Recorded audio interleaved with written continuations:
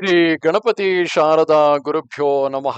ಗುರುಬ್ರಹ್ಮ ಗುರುರ್ವಿಷ್ಣು ಗುರುದೇವೋ ಮಹೇಶ್ವರ. ಗುರು ಸಾಕ್ಷಾತ್ ಪರಬ್ರಹ್ಮ ತಸ್ಮೈ ಶ್ರೀ ಗುರವೇ ನಮಃ. ಶ್ರೋತೃಗಳಿಗೆ ಶ್ರೀ ಸಾಯಿ ಸಚ್ಚರಿತೆಯಲ್ಲಿ ದರ್ಶನಗಳ ನಿರೂಪಣೆ ಎಂಬ 28ನೆಯ ಅಧ್ಯಾಯಕ್ಕೆ ಸ್ವಾಗತ.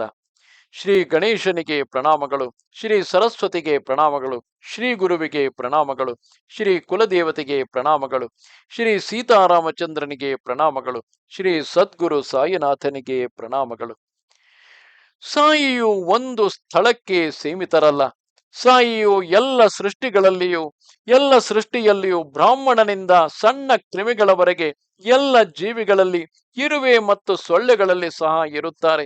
ಅವರು ಸರ್ವಾಂತರ್ಯಾಮಿ ಮತ್ತು ಸರ್ವವ್ಯಾಪಿ. ಸಾಯಿಯು ವೇದ ಪಾರಂಗತರು, ಪರಬ್ರಹ್ಮನ ಎಲ್ಲಾ ಗುಣಗಳನ್ನು ಹೊಂದಿರುವವರು.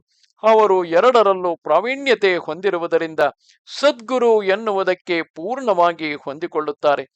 ಒಬ್ಬನು ಮಹಾಜ್ಞಾನಿಯಾಗಿರಬಹುದು, ಆದರೆ ಶಿಷ್ಯರಿಗೆ ಪ್ರಬೋಧನೆಯನ್ನು ಕೊಡಲಾರದವನು ಅಥವಾ ಆತ್ಮಸಾಕ್ಷಾತ್ಕಾರವನ್ನು ನೀಡಲಾಗದವನು ಸದ್ಗುರು ಎಂದು ಕರೆಸಿಕೊಳ್ಳಲು ಸಾಧ್ಯವಿಲ್ಲ.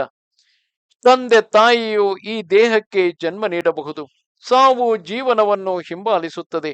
ಗುರುವು ನಿನ್ನನ್ನು ಜನನ ಮತ್ತು ಮರಣಗಳಿಂದ ಬಿಡುಗಡೆ ಮಾಡುತ್ತಾನೆ. ಆದುದರಿಂದ ಈ ಹೋಲಿಕೆಯು ಬೇರೆ ಯಾವುದಕ್ಕಿಂತಲೂ ಉತ್ತಮವಾದದ್ದು. ಈಗ ಹಿಂದೆಯೇ ಉಲ್ಲೇಖಿಸಿದ ಕನಸುಗಳ ಬಗ್ಗೆ ತಿಳಿಸುವ ಅಧ್ಯಾಯವನ್ನು ಕೇಳಿರಿ. ಬಾಬಾರವರು ಯಾವ ರೀತಿ ತಮ್ಮ ಭಕ್ತರಿಗೆ ಅವರ ಕನಸಿನಲ್ಲಿ ಕಾಣಿಸಿಕೊಂಡು ದರ್ಶನ ನೀಡುತ್ತಿದ್ದರು ಎಂಬುದನ್ನು ಕೇಳಿರಿ. ಅವರು ಒಬ್ಬನಿಗೆ ತ್ರಿಶೂಲವನ್ನು ಬರೆಯಲು ತಿಳಿಸಿದರು, ಮತ್ತೊಬ್ಬನಿಗೆ ಕಿಚಡಿ ಕೇಳಿದರು, ಮತ್ತೊಬ್ಬನಿಗೆ ಅವನ ಶಿಕ್ಷಕನ ರೀತಿ ಕೈಯಲ್ಲಿ ಕೋಲು ಹಿಡಿದು ಬೆನ್ನು ಮೇಲೆ ಚೆನ್ನಾಗಿ ಹೊಡೆದರು. ಅವರು ಒಬ್ಬರಿಗೆ ಅವರ ಕನಸಿನಲ್ಲಿ ಉಗ್ರರಾಗಿ ಬಂದು ಹೆದರಿಸಿ ಅವನು ಸುರಾಪಾನದ ಅಭ್ಯಾಸವನ್ನು ಬಿಡುವಂತೆ ಮಾಡಿದರು. ತಮ್ಮ ಭಕ್ತರ ಈ ರೀತಿಯ ಅನೇಕ ಸಂಕಟಗಳನ್ನು ಪರಿಹರಿಸಿ ತಮ್ಮ ಚರಣಗಳಲ್ಲಿ ಅವರ ಭಕ್ತಿಯನ್ನು ದೃಢಪಡಿಸಿದರು. ಶ್ರೋತೃಗಳು ಈಗಾಗಲೇ ಕೇಳಿರುವಿರಿ. ಅವರು ಯಾವ ರೀತಿ ಒಬ್ಬನ ಬೆನ್ನಿನ ಚರ್ಮ ಸುಲಿದು ಬರುವಂತೆ ಚಾವಟಿಯಿಂದ ಹೊಡೆದರು ಮತ್ತು ತಮ್ಮ ಎದೆಯಲ್ಲಿ ಬೀಸುವ ಕಲ್ಲನ್ನು ಮಾಡಿ ಮತ್ತೊಂದು ಕಲ್ಲನ್ನು ಅದರ ಮೇಲಿಟ್ಟು ಬೀಸಲು ತೆಗೆದುಕೊಂಡರು. ಅವೆಲ್ಲವನ್ನು 10ನೆಯ ಅಧ್ಯಾಯದಲ್ಲಿ ನಿರೂಪಣೆ ಮಾಡಿರುತ್ತೇನೆ. ಈಗ ಮುಂದೆ ಹೇಳುವ ಕಥೆಗಳು ಅಪೂರ್ವ ಮತ್ತು ಅಪರೂಪವಾದವುಗಳು. ಶ್ರೋತೃಗಳು ಮತ್ತು ಕಥನಕಾರ ಇಬ್ಬರು ಧನ್ಯರು, ಏಕೆಂದರೆ ಅವರು ಸಮರಸವನ್ನು ಆಸ್ವಾದಿಸಿದವರು. ಅವರಿಗೆ ಎಂದಿಗೂ ಮುಗಿಯದ ಸೌಖ್ಯವು ದೊರಕುತ್ತದೆ. ಸಂತರ ಬಗೆಗಿನ ಈ ಕಥೆಗಳನ್ನು ನಿರೂಪಣೆ ಮಾಡೋಣ. ಅವು ಸದಾ ಪಾವನವಾದವು. ಅವು ಅಸತ್ಯವನ್ನು, ನಿಂದೆಗಳನ್ನು, ಕೇಳಿದ ಪಾಪಗಳನ್ನು ದೂರ ಮಾಡುತ್ತವೆ. ಅವು ಸದಾ ಪರಮ ಪಾವನವಾದವು. ಈಗ ಆ ಕಥೆಗಳ ಬಗ್ಗೆ ಕೇಳಿರಿ. ಶ್ರೋತೃಗಳು ಆದರ ಪೂರ್ವಕವಾಗಿ ಕೇಳಬೇಕು. ಅವುಗಳು ಸಾಯಿಯ ಕೃಪಾಳು ಗುಣವನ್ನು ಹೆಜ್ಜೆ ಹೆಜ್ಜೆಗೂ ತೋರಿಸುತ್ತವೆ. ರಾಲಿ ಸಹೋದರರು ಗ್ರೀಕ್ ವ್ಯಾಪಾರಿಗಳು. ಅವರು ಭಾರತದ ಎಲ್ಲಾ ಕಡೆಗಳಿಂದಲೂ ಸಾಮಾನುಗಳನ್ನು ಕೊಂಡುಕೊಂಡು ತಮ್ಮ ವಹಿವಾಟನ್ನು ಬೇರೆ ಬೇರೆ ಪಟ್ಟಣಗಳಲ್ಲಿ ಹೊಂದಿದ್ದರು. ಅವುಗಳಲ್ಲಿ ಮುಂಬಯಿ ಸಹ ಒಂದು. ಆ ಸಮಯದಲ್ಲಿ ಲಕ್ಷ್ಮೀ ಚಂದನು ಅಲ್ಲಿ ಒಬ್ಬ ಅಧಿಕಾರಿಯ ಕೆಳಗೆ ಕೆಲಸ ಮಾಡುತ್ತಿದ್ದನು. ಅವನು ಬಹಳ ಪ್ರಾಮಾಣಿಕ ಹಾಗೂ ವಿಧೇಯ. ಅವನು ಮುನ್ಷಿಯ ಕೆಲಸ ಮಾಡುತ್ತಿದ್ದನು. ಮೊದಲು ಅವನು ರೈಲ್ವೆಯಲ್ಲಿ ಕೆಲಸ ಮಾಡಿದನು. ಅನಂತರ ವೆಂಕಟೇಶ ಮುದ್ರಣಾಲಯದಲ್ಲಿ ಕೆಲಸ ಮಾಡಿದನು. ಆ ಸಮಯದಲ್ಲಿಯೇ ಸಾಯಿಯ ಸಮಾಗಮವಾಯಿತು. ಅದು ಹೇಗೆ ಆಯಿತೆಂಬುದನ್ನು ಕೇಳಿರಿ. ನನ್ನ ಮನುಷ್ಯ ಎಲ್ಲಿಯಾದರೂ ಇರಬಹುದು, ಇನ್ನೂ ಸಾವಿರಾರು ಮೈಲಿಗಳ ದೂರದಲ್ಲಿರಬಹುದು. ನಾನು ಅವನ ಕಾಲಿಗೆ ದಾರ ಕಟ್ಟಿ ಗುಬ್ಬಚ್ಚಿಯನ್ನು ಎಳೆಯುವಂತೆ ನನ್ನ ಕಡೆಗೆ ಎಳೆದುಕೊಳ್ಳುತ್ತೇನೆ. ಬಾಬಾರವರು ಈ ಮಾತನ್ನು ಆಗಾಗ ಆಡುತ್ತಿದ್ದರು. ಜನರು ಅನೇಕ ಸಲ ಇದನ್ನು ಕೇಳಿದ್ದರು, ಅಲ್ಲದೆ ಅದನ್ನು ಅನುಭವಿಸುತ್ತಿದ್ದರು. ನಾನು ಬಾಬಾರವರ ಈ ಲೀಲೆಯನ್ನು ಹೇಳುತ್ತೇನೆ. ಅನೇಕ ಇಂತಹ ಮಕ್ಕಳು ಅನೇಕ ಜಾಗಗಳಿಂದ, ದೇಶ ವಿದೇಶಗಳಿಂದ ಶಿರಡಿಗೆ ಬಂದರು. ಅವರಲ್ಲಿ ಲಕ್ಷ್ಮೀ ಚಂದನು ಒಬ್ಬನು. ಅವನೊಬ್ಬ ಭಾವುಕ ಮಗು. ನಾವು ಯಾವಾಗಲೂ ಮೋಹದಿಂದ ಉಂಟಾದ ತಮಸ್ಸನ್ನು ದೂರ ಮಾಡುವ ಸಂತನನ್ನು ಭೇಟಿ ಮಾಡುತ್ತೇವೆ. ನಮ್ಮ ಪೂರ್ವಜನ್ಮದ ಸುಕೃತಗಳ ಫಲವಾಗಿಯೇ ಸಂತ ಸಮಾಗಮವಾಗುತ್ತದೆ. ವಿವೇಚನಾಯುಕ್ತ ವಿವೇಕಾಗ್ನಿಯನ್ನು ಪ್ರಜ್ವಲಿಸಿದಾಗ, ಅದೃಷ್ಟವು ಒಲಿದಾಗ ನಮಗೆ ವೈರಾಗ್ಯ ಸಿಗುತ್ತದೆ. ಪೂರ್ವ ಜನ್ಮಗಳ ಸಂಚಿತ ಕರ್ಮಗಳು ಕ್ಷಯವಾಗಿ ನಮ್ಮ ಜೀವಿತ ಸಾಫಲ್ಯ ಹೊಂದುತ್ತದೆ. ಒಮ್ಮೆ ಸಾಯಿನಾಥರು ದೃಷ್ಟಿಯನ್ನು ತುಂಬಿದಾಗ ಅಲ್ಲಿ ಬೇರೆ ಯಾರಿಗೂ ಜಾಗವಿಲ್ಲ. ಕಣ್ಣುಗಳನ್ನು ಮುಚ್ಚಿದರೂ ಸಾಯಿನಾಥರು ಕಣ್ಣುಗಳಲ್ಲಿ ತುಂಬಿರುತ್ತಾರೆ. ನಾನು ಲಾಲ್ ಜಿ ಲಖಮಿ ಚಂದನನ್ನು ಭೇಟಿ ಮಾಡಿದೆ. ಅವನು ತನ್ನ ಅನುಭವಗಳನ್ನು ವಿವರಿಸಿದನು. ಅವನು ಅದನ್ನು ಪ್ರೇಮದಿಂದ ನನ್ನ ಹೃದಯ ಸಂಚಿಯಲ್ಲಿ ನಿಧಿಯಾಗಿ ಕಾಪಾಡಿಕೊಂಡಿದ್ದೇನೆ. ಅದನ್ನು ಉತ್ಕಂಠಿತನಾಗಿ ನಿಮಗೆ ನಿರೂಪಿಸುತ್ತೇನೆ. ನೋಡಿ, ಅವನು ಹೇಗೆ ಹಿಡಿಯಲ್ಪಟ್ಟಿದ್ದಾನೆ. ಆ ಲೀಲೆಯು ಅಲೌಕಿಕವಾದುದು. ಭಾವುಕರಾದ ಶ್ರೋತೃಗಳು ಅದನ್ನು ಪೂರ್ಣ ಏಕಾಗ್ರತೆಯಿಂದ ಕೇಳಿರಿ. ಇಸವಿ 1910 ಕ್ರಿಸ್ಮಸ್ ರಜೆಯಲ್ಲಿ ಲಾಲಾಜಿಗೆ ಶಿರಡಿಗೆ ಬರುವ ಅವಕಾಶ ದೊರಕಿತು. ಅಂದು ಅವನು ಪ್ರಥಮ ಬಾರಿಗೆ ಪ್ರತ್ಯಕ್ಷ ದರ್ಶನ ಪಡೆದಿದ್ದನು. ಒಂದೆರಡು ತಿಂಗಳುಗಳ ಮುಂಚೆಯೇ ಅದರ ಪೂರ್ವ ಸೂಚನೆ ಕಂಡಿತ್ತು. ಏನಾಯಿತೆಂಬುದನ್ನು ಕೇಳೋಣ. ಅವನು ಸಾಂತಾ ಕ್ರೂಸ್ನಲ್ಲಿದ್ದಾಗ ಅವನಿಗೆ ಇದ್ದಕ್ಕಿದ್ದ ಹಾಗೆಯೇ ಒಂದು ವಿಚಿತ್ರವಾದ ಕನಸು ಬಿತ್ತು. ಅದರ ವಿಷಯವು ಅವನ ಮನಸ್ಸಿನಲ್ಲಿ ಎಂದಿಗೂ ಪ್ರವೇಶಿಸಿರಲಿಲ್ಲ. ಗಡ್ಡಧಾರಿಯಾದ ವೃದ್ಧ ಸಾಧುವೊಬ್ಬನು ಭಕ್ತ ವೃಂದದಿಂದ ಸುತ್ತುವರಿಯಲ್ಪಟ್ಟಿದ್ದನ್ನು ಅವನು ಕಂಡನು. ಆ ಮಹಾತ್ಮ ನಿಂತಿರಲು ಲಾಲಾಜಿ ಪ್ರೇಮಪೂರ್ವಕವಾಗಿ ನಮಸ್ಕಾರ ಮಾಡಿದನು. ಕೆಲವು ಸಮಯದ ನಂತರ ಲಕ್ಷ್ಮೀ ಚಂದನು ದತ್ತಾತ್ರೇಯ ಮಂಜುನಾಥ ಬಿಜೂರರ ಮನೆಗೆ ದಾಸಗಣುವಿನ ಸಾಯಿಕೀರ್ತನೆಯನ್ನು ಕೇಳಲು ಹೋದನು. ದಾಸಗಣುವಿನ ನಿತ್ಯ ಪದ್ಧತಿ ಏನೆಂದರೆ ಯಾವಾಗಲೂ ಬಾಬಾರವರ ಚಿತ್ರಪಟವನ್ನು ತನ್ನ ಮುಂದೆ ಇಟ್ಟುಕೊಂಡಿರುವುದು. ಅದನ್ನು ನೋಡಿದ ಕೂಡಲೇ ಲಕ್ಷ್ಮೀ ಚಂದನಿಗೆ ಕನಸಿನಲ್ಲಿ ತಾನು ನೋಡಿದ ವೃದ್ಧ ಮೂರ್ತಿಯ ನೆನಪಾಯಿತು. ಅದೇ ಗಡ್ಡ, ಅದೇ ವಯಸ್ಸು, ಅದೇ ಅಂಗಾಂಗಗಳು ಮತ್ತು ಅದೇ ರೂಪ. ಲಕ್ಷ್ಮೀ ಚಂದನು ಏಕಾಗ್ರ ದೃಷ್ಟಿಯಿಂದ ನೋಡಲು ಅವನು ಅದೇ ಮಹಾತ್ಮನಾಗಿದ್ದನು. ಪ್ರಾರಂಭದಲ್ಲಿ ದಾಸಗಣುವಿನ ಕೀರ್ತನೆ, ಅದರಲ್ಲಿ ತುಕಾರಾಮನ ವ್ಯಾಖ್ಯಾನವೂ ಇತ್ತು. ಮತ್ತು ಅದರ ನಂತರ ತನ್ನ ಕನಸಿನಲ್ಲಿ ಕಂಡ ಸಾಧುವಿನ ದರ್ಶನ. ಲಾಲಾಜಿಯು ಬಹು ಗಹನವಾಗಿ ತಲ್ಲೀನನಾದನು. ಲಕ್ಷ್ಮೀ ಚಂದನು ಅತಿ ಕೋಮಲ ಹೃದಯದವನು. ತನ್ನ ಕಣ್ಣಿನಲ್ಲಿ ಪ್ರೇಮ ಜಲ ತುಂಬಿಕೊಂಡನು. ಅವನು ಚಿತ್ರದಲ್ಲಿನ ಮೂರ್ತಿಯನ್ನು ಭೇಟಿ ಮಾಡಿ ದರ್ಶನ ಪಡೆಯಲು ತವಕಗೊಂಡನು. ಅವನಿಗೆ ಮನಸ್ಸಿನಲ್ಲಿ ಈ ಹಿಂದೆ ಸ್ವಪ್ನದಲ್ಲಿ ಕಂಡ ಮೂರ್ತಿಯನ್ನು ಬಿಟ್ಟರೆ ಬೇರೆ ಯಾವ ಯೋಚನೆಯೂ ಇರಲಿಲ್ಲ.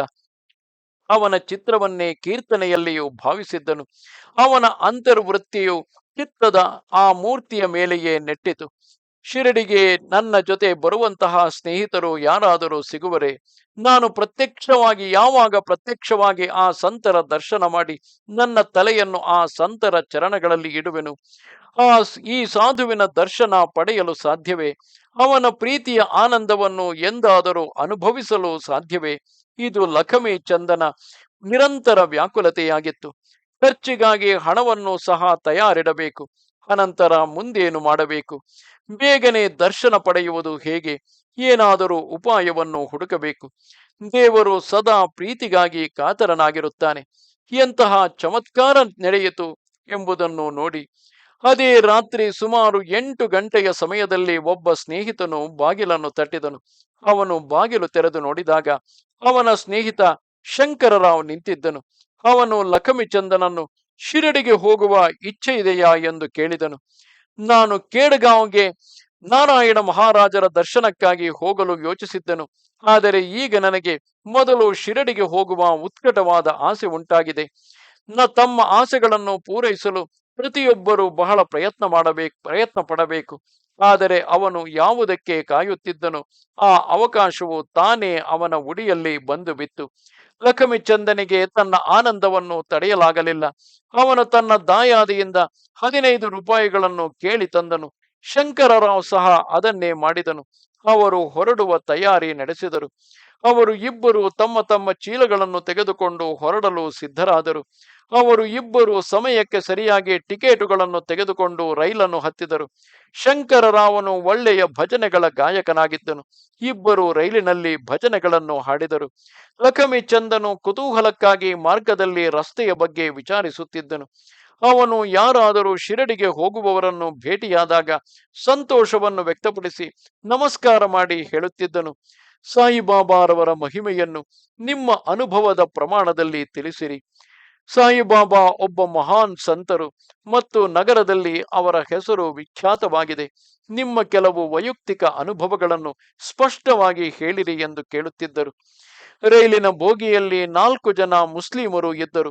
ಅವರು ಶಿರಡಿಯ ಹತ್ತಿರ ವಾಸವಿದ್ದವರು. ಲಕ್ಷ್ಮೀ ಚಂದನು ಅವರೊಡನೆ ಪರಸ್ಪರ ವಾರ್ತಾಲಾಪ ಮಾಡಿ ಹರಟೆ ಹೊಡೆದು ಸಮಾಧಾನ ಹೊಂದಿದನು. ಸಾಯಿಬಾಬಾರವರ ಬಗ್ಗೆ ನಿಮಗೆ ಏನು ಮಾಹಿತಿ ಇದೆ ಅದನ್ನು ಹೇಳಿ. ಲಕ್ಷ್ಮೀಚಂದನು ಅವರನ್ನು ಬಹುಭಕ್ತಿ ಮತ್ತು ಪ್ರೀತಿಯಿಂದ ಭಾವುಕತೆಯಿಂದ ಕೇಳಿದನು. ಸಾಯಿಬಾಬಾರವರು ಒಬ್ಬ ಮಹಾನ್ ಸಂತ. ಅವರು ಶಿರಡಿಯಲ್ಲಿ ಬಹಳ ವರ್ಷಗಳಿಂದ ವಾಸವಿದ್ದಾರೆ. ಅವರು ಒಬ್ಬ ಮಹಾನ್ ಅವಲಿಯ ಮತ್ತು ಸಂತರು ಎಂದು ಅವರು ಪ್ರತ್ಯುತ್ತರ ನೀಡಿದರು. ಈ ರೀತಿ ಆನಂದದ ವಾರ್ತಾಲಾಪದಲ್ಲಿ ಮಾರ್ಗವನ್ನು ಕ್ರಮಿಸಿದ್ದರು. ಇಬ್ಬರು ಕೋಪರಗಾಂವನ್ನು ತಲುಪಿದರು. ಅಲ್ಲಿ ಶೇಟ್ಗೆ ಏನೋ ನೆನಪಾಯಿತು. ಸಾಯಿಬಾಬಾರವರಿಗೆ ಸೀಬೆಹಣ್ಣು ಎಂದರೆ ಬಹಳ ಇಷ್ಟ. ಅವುಗಳನ್ನು ಕೋಪರಗಾಂವ್ನಲ್ಲಿ ಬೆಳೆಯುತ್ತಾರೆ. ಅವುಗಳನ್ನು ಗೋದಾವರಿ ನದಿಯ ತೀರದಲ್ಲಿ ಮಾರುತ್ತಾರೆ ಎಂದು ಹೇಳುತ್ತಾರೆ. ಆದ್ದರಿಂದ ನಾವು ಅದನ್ನು ಬಾಬಾರವರಿಗೆ ಸಮರ್ಪಿಸಬಹುದು. ಆದರೆ ಗೋದಾವರಿಯ ದಡಕ್ಕೆ ಬಂದಾಗ ಕುದುರೆ ಟಾಂಗಾವು ಮತ್ತೊಂದು ದಡ ತಲುಪುವ ಹೊತ್ತಿಗೆ ಅವನು ಪ್ರಕೃತಿಯ ಸೌಂದರ್ಯದಲ್ಲಿ ಮೈಮರೆತು ಸೀಬೆಹಣ್ಣಿನ ಬಗ್ಗೆ ಎಲ್ಲವನ್ನೂ ಮರೆತು ಬಿಟ್ಟನು. ಅಲ್ಲಿಂದ ಶಿರಡಿಯು ಕೇವಲ 4 ಹಳ್ಳಿಗಳ ದೂರದಲ್ಲಿತ್ತು. ಟಾಂಗಾವು ಪೂರ್ಣ ವೇಗದಲ್ಲಿ ಹೋಗುತ್ತಿತ್ತು. ಆಗ ಲಕ್ಷ್ಮೀಚಂದನು ಸೀಬೆಹಣ್ಣುಗಳನ್ನು ಜ್ಞಾಪಿಸಿಕೊಂಡನು. ಆದರೆ ಅವು ಎಲ್ಲಿಯೂ ಕಣ್ಣಿಗೆ ಬೀಳಲಿಲ್ಲ. ಆ ಕ್ಷಣದಲ್ಲಿ ಒಬ್ಬ ಮುದುಕಿಯು ತಲೆಯ ಮೇಲೆ ಒಂದು ಕುಕ್ಕೆಯನ್ನಿಟ್ಟುಕೊಂಡು ಟಾಂಗಾ ಕಡೆಗೆ ಧಾವಿಸಿ ಬರುವುದು ಕಂಡಿತು. ಅವಳಿಗಾಗಿ ಗಾಡಿಯನ್ನು ನಿಲ್ಲಿಸಲಾಯಿತು. ಸೀಬೆಹಣ್ಣುಗಳು ಅವನನ್ನು ಭೇಟಿ ಮಾಡಲು ಬಂದಂತೆ ಕಂಡವು. ಲಕ್ಷ್ಮೀಚಂದನು ಆನಂದಭರಿತನಾದನು. ಅವನು ಎಚ್ಚರಿಕೆಯಿಂದ ಸೀಬೆಹಣ್ಣುಗಳನ್ನು ಆಯ್ದುಕೊಂಡನು. ಬುಟ್ಟಿಯಲ್ಲಿ ಉಳಿದು ಹೋದವುಗಳನ್ನು ಆ ಮುದುಕಿಯು ಅವಳ ಪರವಾಗಿ ಬಾಬಾರವರಿಗೆ ಅರ್ಪಿಸುವಂತೆ ಕೇಳಿಕೊಂಡಳು. ಸೀಬೆ ಹಣ್ಣುಗಳನ್ನು ಜ್ಞಾಪಿಸಿಕೊಂಡು ಅನಂತರದಲ್ಲಿ ಅವುಗಳನ್ನು ಮರೆತದ್ದು, ಆ ಮುದುಕಿಯನ್ನು ಅನಿರೀಕ್ಷಿತವಾಗಿ ಭೇಟಿಯಾಗಿದ್ದು ಮತ್ತು ಸಾಯಿಯಲ್ಲಿರುವ ಅವಳ ಭಕ್ತಿಯನ್ನು ನೋಡಿದ್ದು, ಇವೆಲ್ಲವೂ ಇಬ್ಬರಿಗೂ ಅಚ್ಚರಿ ಮೂಡಿಸಿತು.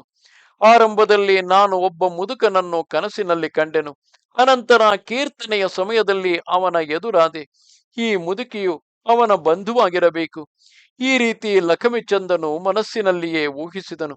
ಟಾಂಗಾವು ಪ್ರಯಾಣವನ್ನು ಮುಂದುವರಿಸಿತು. ಮಾತನಾಡುತ್ತಾ ಶಿರಡಿಯನ್ನು ತಲುಪಿದರು. ಅವರು ಮಸೀದಿಯ ಮೇಲೆ ಹಾರುತ್ತಿರುವ ಬಾವುಟವನ್ನು ದೂರದಿಂದಲೇ ನೋಡಿದರು ಮತ್ತು ಅವರಿಬ್ಬರು ಭಕ್ತಿಯಿಂದ ವಂದಿಸಿದರು.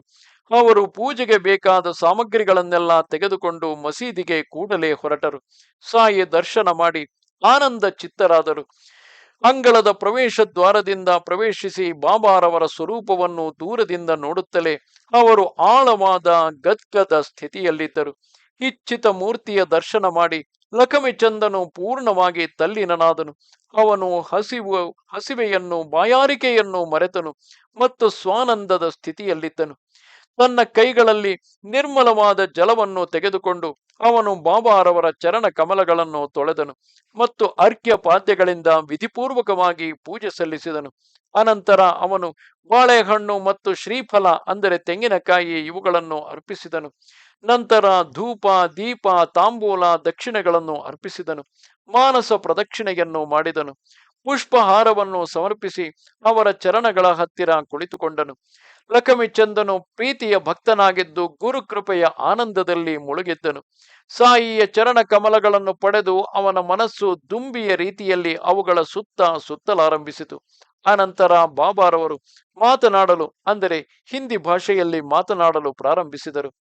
ಲಕ್ಷ್ಮೀಚಂದನನ್ನು ಕುರಿತು ಅವರು, ಈ ಫಟಿಂಗನು ಮಾರ್ಗದಲ್ಲಿ ಭಜನೆ ಮಾಡುತ್ತಿದ್ದನು ಮತ್ತು ಇತರರನ್ನು ಏಕೆ ಕೇಳಬೇಕು ಎಂದು ಹೇಳಿ ನಂತರ ಅವನಿಗೆ ನೇರವಾಗಿ ಈ ಮಾತುಗಳನ್ನಾಡಿದರು.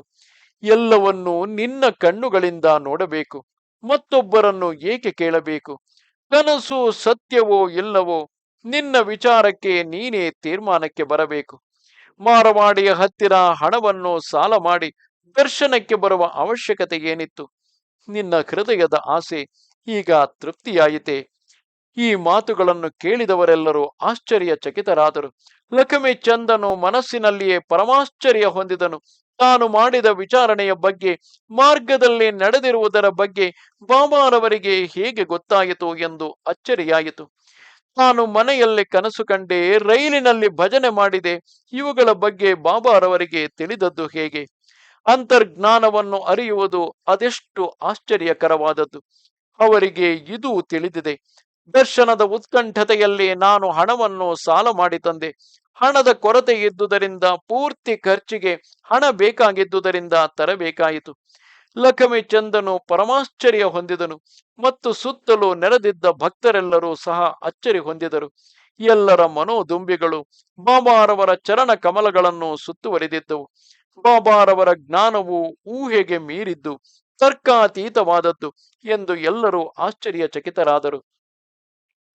ಇಲ್ಲಿ ಪ್ರಮುಖವಾದ ಪಾಠವೆಂದರೆ, ಬಾಬಾರವರು ಒಂದು ಹಬ್ಬವನ್ನು ಆಚರಿಸುವುದಕ್ಕಾಗಲಿ, ರಜೆಯಲ್ಲಿ ಹೋಗುವುದಕ್ಕಾಗಲಿ, ತೀರ್ಥಯಾತ್ರೆ ಮಾಡುವುದಕ್ಕಾಗಲಿ ಸಾಲ ಮಾಡುವುದನ್ನು ಇಷ್ಟಪಡುತ್ತಿರಲಿಲ್ಲ.